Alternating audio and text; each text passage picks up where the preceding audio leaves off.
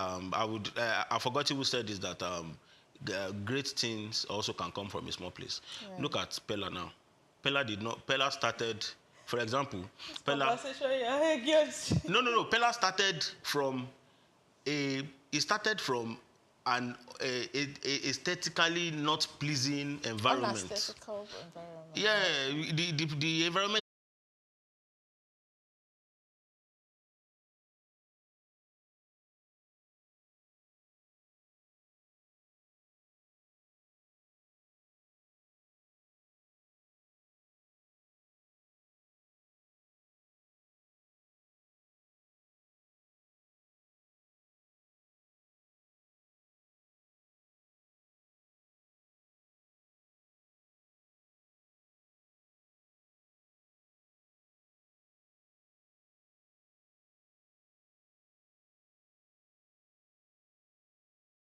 It the alpha she not showing and say alpha let me do it, she leads, Right. another follows. You understand? So that should even show you that, yeah, content creation, yeah, I think it's content creation. Right. Yeah. All right. Interesting one. That's been a fantastic wrap up for the first segment. We still have other segments to talk about on Just Africa Today, but we'll take a break. When we come back, the show continues. To stay with us.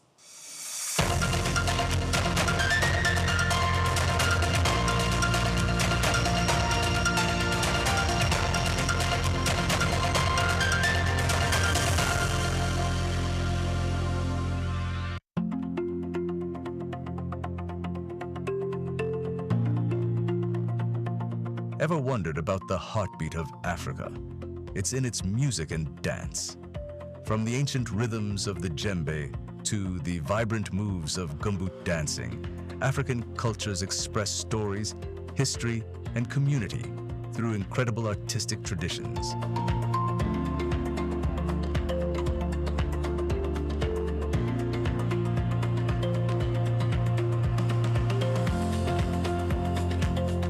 Each beat tells a tale, each step a celebration. Discover the diverse sounds that unite and define communities across the continent. This is more than entertainment, it's a living heritage.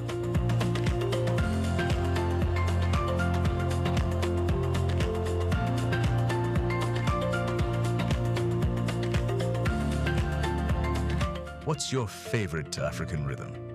Share in the comments. Just Africa Insights, SOUQ News Television.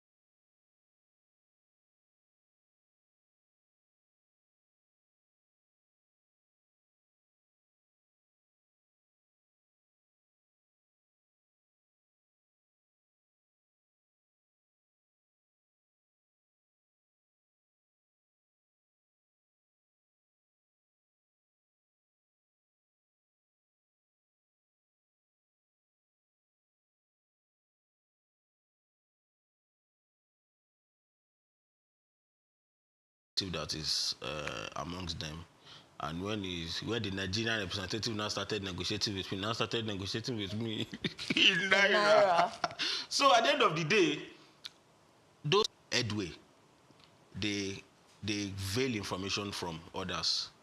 So They are holding it. They don't want you to have access to it because they feel that when you get into the space, the space becomes saturated, and the kind of money they get will reduce, or they will not be the only one in the business again. You know, when you just start something, you want to be the only one in it, so that you can pack all the largesse, you can pack everything that comes from it, every gains that come from it, and at the end of the day, you know that if you sit down to analyze everything, you notice that the sky is so wide for everyone to fly, and I don't understand why they do it. All right.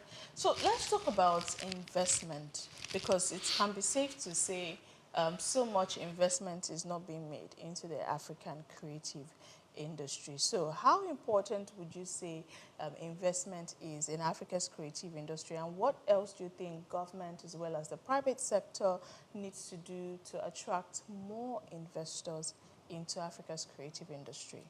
Well, I would say that, yeah, the investment is not is definitely not enough, because when you even when Netflix recently said they would stop producing originals for Nigerian movie industry, and when they were even producing, their budget for Hollywood and their budget for Africa, African.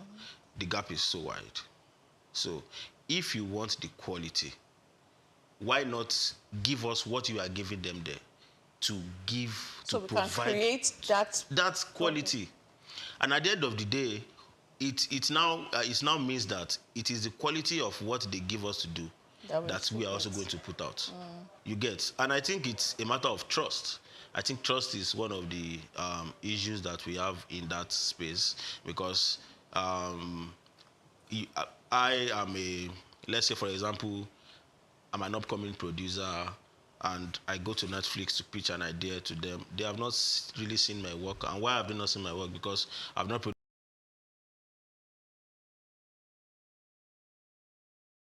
You can't produce. And if you can't produce, you can't pitch.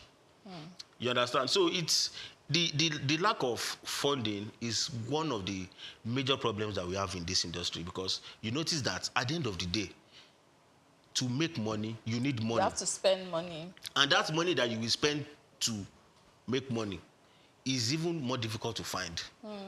So now we now have to now come to the conclusion that, how do I get the money to create my first project? At least if you have one project, you can still use it to pitch that, okay, I've done this. The success of that project, we also bet other projects, you understand? So at the end of the day, we need to address funding, and also we need to call on people, investors, who also want to come into Africa. Exactly.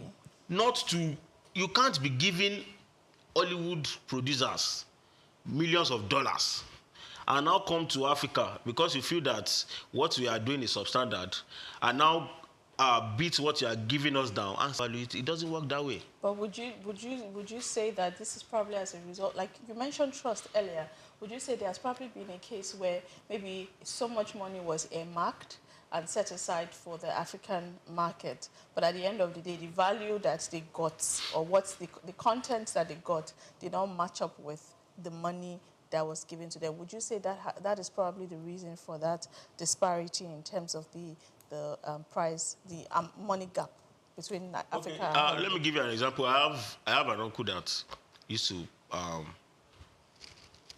work in the movie industry. I won't mention the name of the company. An international company collaborated with that company and said, okay, let's produce this story. And on set, they signed a contract with the American company. The Nigerian producer went back to withdraw the contract from them, gave them his own contract. How? Gave them his own contract. After giving them his own contract, at the end of the day, they paid them in naira. They were meant to be paid in dollars. And that's why, even if you had some rumors, I don't know how true it is, if you had some rumors about why Netflix left Nigeria, is because they noticed that they underpaid the actors and even the crew members. They underpaid them because what they give them, at the end of the day, they notice that that's not what they eventually pay them. You understand? So we also as Africans need to first give ourselves a new orientation that everything is not about. Once you put yourself first and say, okay, from this project, I want to be a billionaire from this project. I was part of a project in 2013. I was still I was still one young boy on the streets. I was part of a project, and at the end of the day, the director did not release the project. Why? Because immediately the producer got money, he went to get a car. And it was the car that he was using to gallivant up and down and everything. So he did not get enough money to now pay people. That was Why did you? Why is the first thing that? Why is it that the first thing that came to your mind when you got the project is to get a car? Right, right.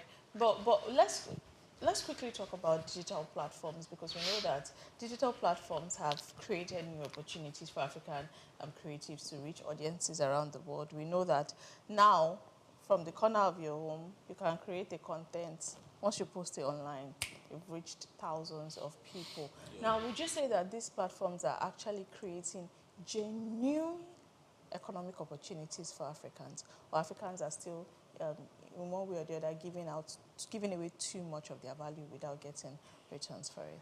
I won't lie. Those platforms have liberated so many, especially African creatives, especially the music industry. Okay. Especially the music industry. Now you can, without owning a record label, you can record and put your music on a platform. If it's good, with small money, you can use it to promote it.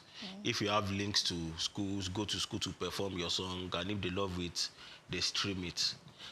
It's unlike before, where if you don't have big marketers before, your song will go anywhere. But now I have a friend. One of my very big friends is an upcoming artist. He sings, and I was asking him 2 weeks ago. I asked him that on this particular song, the song has this so amount of streams. How much did you get from it? He told me that it was the money he got from it that he used to get something. So that means for his craft, he got value for it. Imagine if he had 1 million streams on that song, he would have much more money. So streaming platforms, especially for people who sing, I don't really know about those. I don't know people who are in the. I don't know about people who are in the.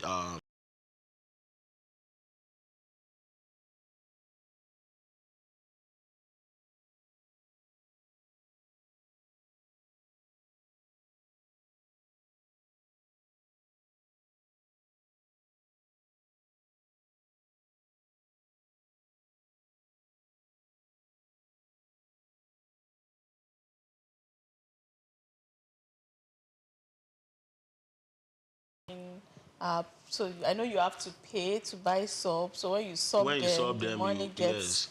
Yes. And just by participating in TikTok Live too, myself, I've gotten some cents. Just by participating in TikTok Live, I've gotten some cents. So imagine properly manage this aspect for the African community. The law that protects intellectual property in this country is too soft. Okay. It's too soft. In this country or this continent? Well, I don't know about any other continent. I think I should bring it to Nigeria this time around, because I don't know what is applicable in Ghana, South Africa, and other places like that. But this country, I have written a piece, and my piece was distributed on a WhatsApp platform. Wow. Wow. In my school then. And I escalated it, went to report and everything. And at the end of the day, they said I was using, because I was the president then, I was trying to oppress the... Imagine you sharing what is mine without my consent. You know me, you see me every day, but you still decided to share it to everyone without my consent, and people are still blaming me for it. So how did you manage that situation? I had to withdraw the case, because what am I going to do? You get, so people don't even know the gravity of what they do. Also, especially for writers, I'm not even talking about people who write movies alone now. I'm talking about music writers too. I think this is not that applicable to music writers because yeah, they get their credit. I've written so many things that I didn't get credit for in this country. In fact, you will write something, the producer, because the producer has name more than you, will put his name first. And don't you sign like an MOU or you sign a MOU, but the MOU binds... does not protect you in any way. And because you're hungry, you want to feed your family, you have to sign it to get the money.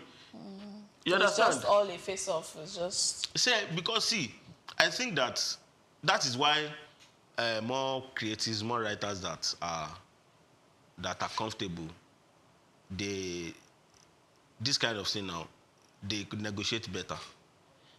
As an upcoming writer, as someone that is still looking for urgent 2K, if I see you as a big producer and I come to you that, and I start making some demands, you would ask me that, why are you making these demands? And the money we have negotiated that I've already cooked like 10 pots of soup on that money without even getting it, you might say you are not giving me the job again.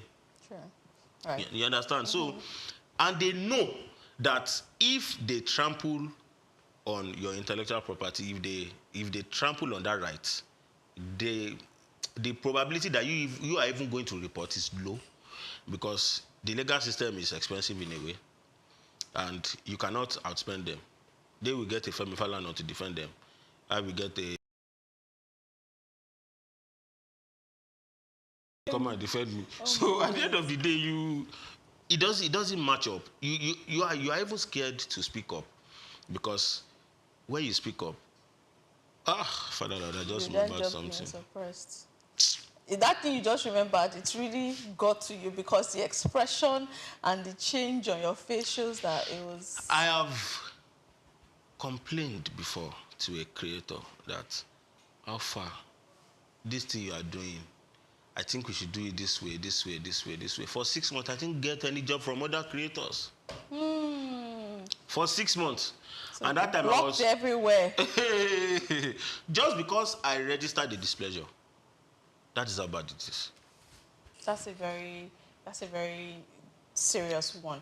But you know, we just see the African creative industry as some people started content creation, music, writing, just as, you know, let's just do something fun, a hobby, right? Before it grew into a means of livelihood. But would you say that the African creative industry has become a significant source of employment for the younger generation this continent is building? If no, how can we develop it to get to that point? I think that the creative industry has helped the youth a lot. You know, now I want to mention a streamer. If you see Kata Efe, for example, when he streams, you see some boys behind him. Some, I think there's a girl too. There's always a girl behind him. Those people are also learning that art, thinking that one day they'll be as big as he is. That is the creative industry giving hope also to younger generation. Again, they know that Kata Efe is comfortable, he has money. They also are learning streaming so that they can also have money. That is also giving them hope that they can make money legally from this than going to do illegal things to make money. So I think that the creative industry is just even started in liberating the youth. Because I'm sure that so many, do you know that there are so many young guys now that make a lot of money from gaming? Yeah. Imagine doing what you love and you are getting money from it. Right, very true. Doing what you love, getting money from it, turning your skills, your talent into a source of income, I think is something that we all have to start paying attention to. And the earlier you realize this, the better, because personally, I sometimes wish that some of the skills and the talents that I discovered when I was much younger, I was able to convert it And then when you now get older, you'll be like, what did I use all those years for? Start asking yourself, right? But we're due for a break. We're due for a break. But when we come back, we'll move into the third segment of the program where we talk about the creative future, building a global industry. That's the next segment we're going to go into. But we'll take a very quick break now. And when we come back, Just Africa continues. Just stay with us.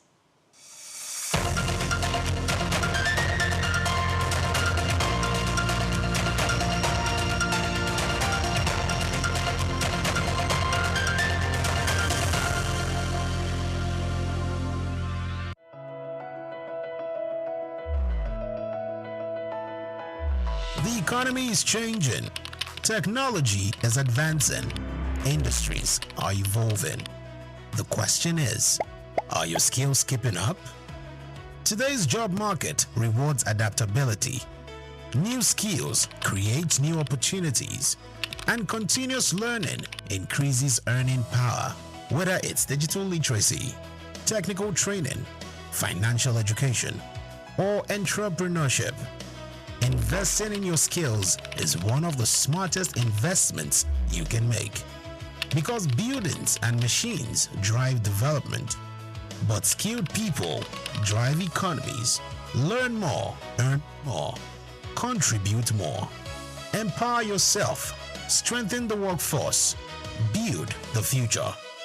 This message supports sustainable economic development.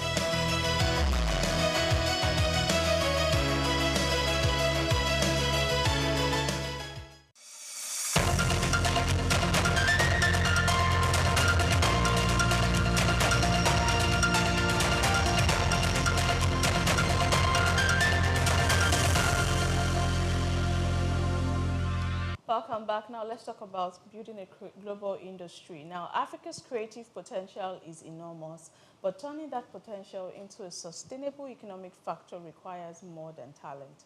It requires policies, infrastructure, investment, professional institutions, and an environment where creativity can thrive.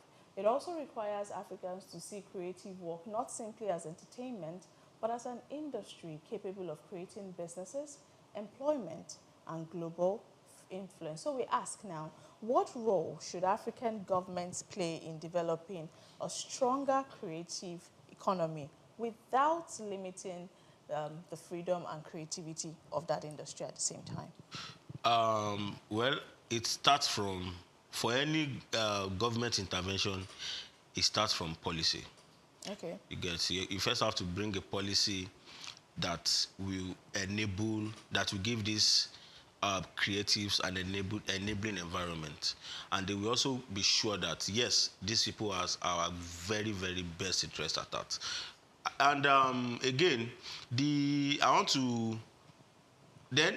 we should also note that the creative, the government should also note that the creative industry is evolving. The creative industry is evolving, and now we have streaming. People see streamers now, they don't take them seriously. That's a very big industry that we should take seriously. Streamers in the US, in fact, there's a streamer that came to Nigeria recently.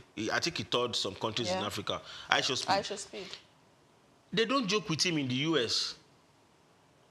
And we see our own streamers just joke around, call them. Would you think that that's a function of maybe, I'm just saying, would you think that that's a function of maybe the kind of content that these different people churn out across different continents? Would you think that maybe people on this client probably see our own streamers as, oh, what kind of content are they giving out? It's not something that is added up. We cannot relate to it. It's just banter. It's just cruise. They are coming out. Some will say, pour up palm oil on your body, go and bath with toilet water. All those things. Would you think that that could also be a factor for this? Yeah, it might be a factor. But let's also look at the people creating intellectual content. Okay. The likes of Eric Gugua and some other people. What they even attack them more than they praise them. And if you see their numbers, it's not as one the most followed streamer right now, if I'm not mistaken, should be either Kata if you're Pella. I think it's Fela, though. And none of them are creating intellectual content. They have carved their own niche, and they know that this is what works for this market, and they go for it. So if we keep boxing, see, creativity has no limit. Creativity has no limit. If the way I feel comfortable expressing my creativity is backing, people who loves backing should watch me. If you don't love backing, leave me alone. Let people who love me connect with me. And it is not, so many people also didn't like Aisha Speed when it started, especially because he also backs. Yeah, so backing is not something that is culturally relevant in the United States. But at the end of the day, some people accepted him. And when thousands start accepting you, the thousand influence millions, and at the end of the day, you become a global sensation. Right. But if African countries are now, because the goal is to compete globally, you know, we don't just want to be on this level, we want to compete globally. So if we're looking to compete globally in the African economy, what are those three things you would say that the government needs to pay utmost priority to